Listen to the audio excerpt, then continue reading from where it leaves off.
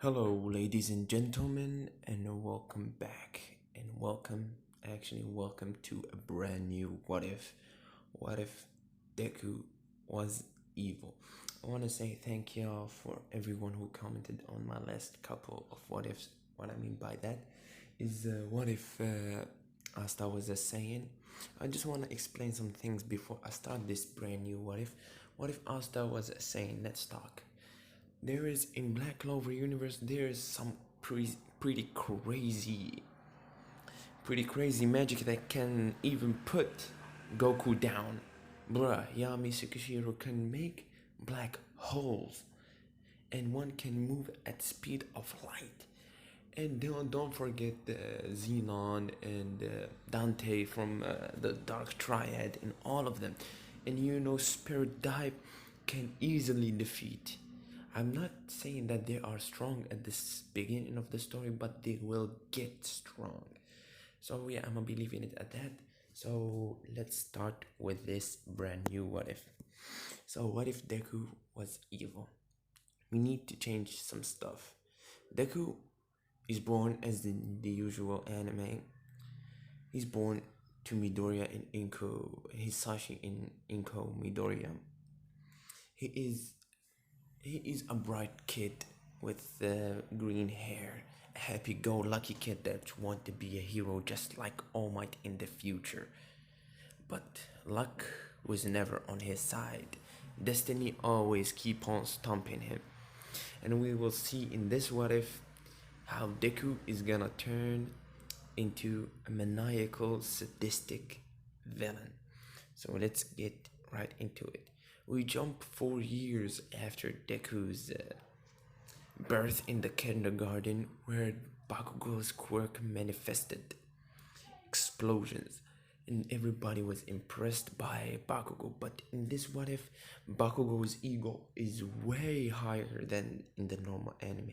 He has a god complex that he is the best and All Might cannot compare with him. And Ideku was a friend of Bakugo, and he wanted a quirk like that. But after the visit to the quirk doctor, the bad news hit that Deku will never manifest a quirk. And upon hearing that, something came down to Deku. He went to his room without turning the lights, and his mother watching him, and he's crying his eyes out to the point where they are blood shot bloodshot red. He cried to the point of breaking down. And he looked at his mom. I can never do it, mom. I'm sorry. And his mom hugged him and said that she is sorry for not blessing him with a quirk. And Deku at that moment started to change something in him. In the days that follow after that, Bakugo hearing that Deku would never gain a quirk, the bullying started. A bullying on a whole nother level, trying making Deku as a puppet to try his quirk on. Deku would come back home with burn marks on his body and cuts and bruises, but Deku kept on hiding them, thinking that Bakugo still has some good in him, that the world can be a better place for him, and that is the naivety of a little child. So fast forwards the years, Deku started getting more and more angry at the world, and the bullying kept on progressing until the point that Deku started cutting himself up. At one point, he almost cut his wrist to end it all, but he said maybe on the corner there's a better life. So we jump to Deku learning some martial arts as a means to defend himself. And he's gone to the same high school as the same middle school as Bakugo. And at one day, he fought against a kid with a transformation quirk that made his hands like the talons of a falcon. And Deku got into a fight with him because the kid called him a useless, quirkless boy. And that pissed Deku for the last time. And Deku retaliated, punching the kid in the face. And Deku engaged with the kid knowing that he would lose.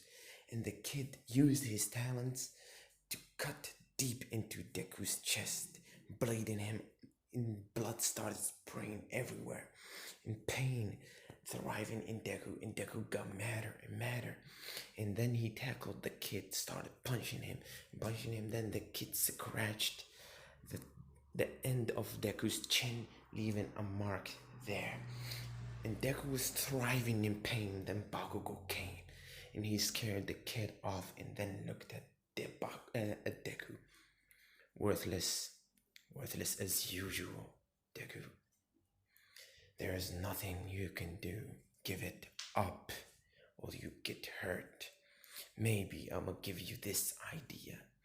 Jump from the roof of this building, and maybe God has a little pity as much as I do for a weakling like you, and maybe in the next life you will get a quirk. And Deku, upon hearing those words, broke down. Something in his eyes, that light that fought for more than 10 years, shut down. The eyes of Deku became hollow, and he started walking home. Deku started walking home, and then he got jumped, and then he took a shortcut and got jumped by the sludge villain. Upon Deku seeing the sludge villain, and the sludge villain said, "You look like a good flesh suit. I need to blend in because that freak is here in town." Deku looked at the sludge villain and said, "I have nothing more to lose. Take me." Upon hearing that shit, the sludge villain felt pity for the kid and said, "As long as you say that, kid," and jumped at Deku and started choking him and trying to take his body. And then we hear a familiar voice, "Detroit smash," and the wind pressure knocked the villain down. And Deku woke up to see an All Might, and suddenly he regained some composure and some happiness in him. Maybe if I talk to All Might can give me a little hope. And Deku walked up to All Might and said, "All Might, I'm a huge fan. I just want to ask you a question." And All Might said, "What is it, kid? Spit it out." And Deku looked at him and said, with tears in his eyes, "All Might, sir, I'm a quirkless kid. I want to be a hero just like you. Can I do it?" And All Might looked at this kid with sorrow and sadness and pity, because he too was quirkless at one point, and said to him, "I'm sorry, kid. You could never do that. Maybe a cop or a teacher or something like that.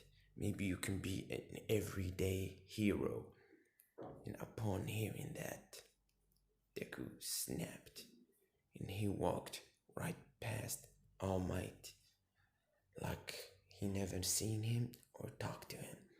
And All Might said, "Sorry," in such a low voice that nobody can hear it. All Might picked up the villain and jumped to the roofs. The sludge villain never escaped. All Might went his ways, and Deku went home. And upon entering home, he met the face of his smiling mother, said, "Izuku, how are you?" And Deku looked at her, and upon seeing his face, the blank stare, the nothingness in his eyes, she knew that something was wrong. Deku went to his room, slept. The day after, Deku went to school, and the teacher talked to them about getting into UA. It said, "There's two peculiar kids here who want to go to UA. Bakugo And Bahu started spouting his shit about him being the new god of this world, that he will be, and he will defeat All Might, and he will be the greatest one there is. And then the teacher looked at Deku, saying nothingness, and then looked at the paper. Let's not talk about this, and he put it down, which put Deku at the lower, at the mental point so low that even the teacher did not acknowledge his existence. And after that, after the school ended and everyone left, Deku was still sitting in his desk, looking at the floor. Then he got up and walked to the roof, and he looked. Then he broke down in tears. You win, Bakugo. You win. And he jumped. And the last thing you can hear is a thud of his body hitting the ground. Then nothingness, black. After that, Deku woke up in a strange place, not a hospital, because he can recognize a hospital. This was a room, a dim-lighted room with IV strings strapped into his hand, and a mask on his face, and a scar over his head. Then we hear a voice. So you woke up, huh? Kid, I found you laying on the school grounds, and I thought maybe you can be useful for something. Deku thought to himself, if I can't be my own hero or anything, maybe I can be useful to someone. And Kurogiri looked at Deku, and Deku looked at him and nodded. And Kurogiri said, from now on, you're one of us. And Deku acknowledged him and said, yes, okay, whatever you say. From there, Deku spent 5 months training under Kurogiri and studying under him, raising his intelligence and cunning to a higher point. And then the first mission of Deku under Kurogiri and Shigaraki. You need to kill this hero. And Deku at this point was pretty familiar with using knives. And then he was sent by Kurogiri using a portal into a nearby agency. And Deku started stalking the hero and the report started stalking him, moving from shadow to shadow, using a hoodie as his disguise. And then the hero went into an alleyway, and Deku followed him. Upon seeing Deku, he said, what do you want, kid? Deku looked at him and said, nothing but your death. And Deku pulled out a knife from his pocket, and he charged at the hero. The hero uses a water-based quirk, and Deku started dodging him. And then the hero shot a bullet of water into Deku's hand, which brought him into his knees. Then the hero got cocky, and Deku noticed that, and he started acting like he's thriving in pain. And the hero cockiness got into him, and he walked to Deku, and Deku gave him a sinister smile. And he lunged at the hero, grabbing his shirt from behind, bringing him down to the ground. And he started stabbing him in the stomach. And the cries of the hero, please no, don't, please. And Deku kept stabbing him and slashing at his hand.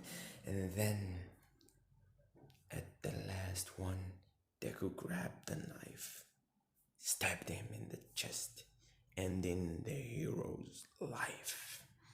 Deku did not come unscathed from the battle. He has injuries in his leg. Then Kurogiri teleported him out of there, and he praised Deku, which made Deku feel a little bit self-esteem and happiness.